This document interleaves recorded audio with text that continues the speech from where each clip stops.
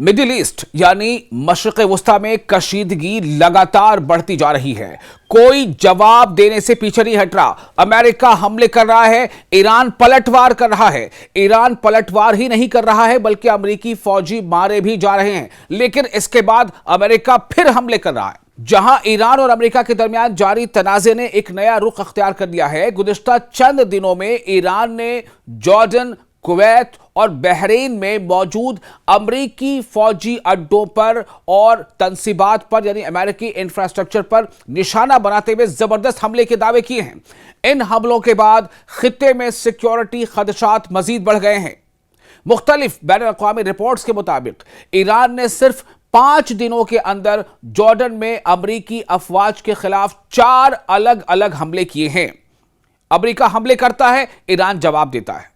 America सदन Iran पर हमले करता है, सिविल इंफ्रास्ट्रक्चर को भी नुकसान पहुंचाता है जैसा ईरान का दावा है। ईरान पलटवार करता है। ईरान अमेरिका के अड्डों पर कुवैत में हमला करता है। ईरान अमेरिका के अड्डों पर जॉर्डन में हमला करता है। ईरान अमेरिका के अड्डों पर बहरीन में हमला करता है।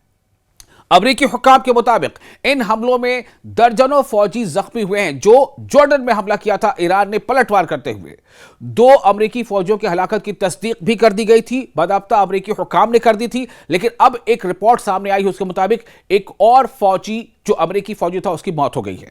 अगर इसको तस्दीक शुदा माने तो अमरीकी फौजियों के मरने वालों की तादाद कम से कम 3 हो गई है और कई लापता भी बताए जा रहे हैं और जख्मी तो बहुत सारे हैं। एक फौजी को इब्तिदा में लापता करार दिया गया था। बाद में अमेरिकी फौज ने उस मकाम के करीब इंसानी बाकियात मिलने की भी इत्तला दी थी।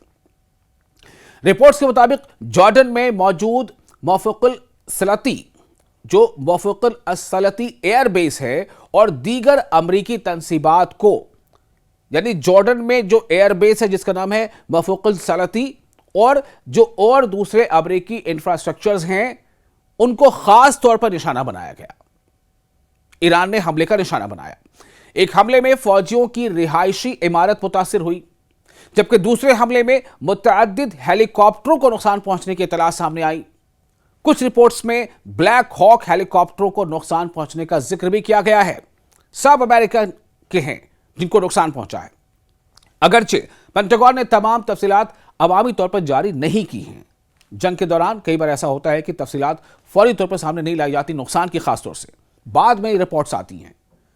माहिरीन का कहना है कि जॉर्डन, जिसे उर्दन भी कहा जाता है, जॉर्डन की अहमियत इसलिए भी बढ़ गई थी क्योंकि अमेरिका ने अपने बाज फौजी वसाइल बहरीन, कतर और मुत्तहिदा अरब अमारात यानी यूनाइटेड अरब एमिरेट्स से मुंतकिल करके वहां से उठाकर वहां से ट्रांसफर करके जॉर्डन में तैनात किए थे।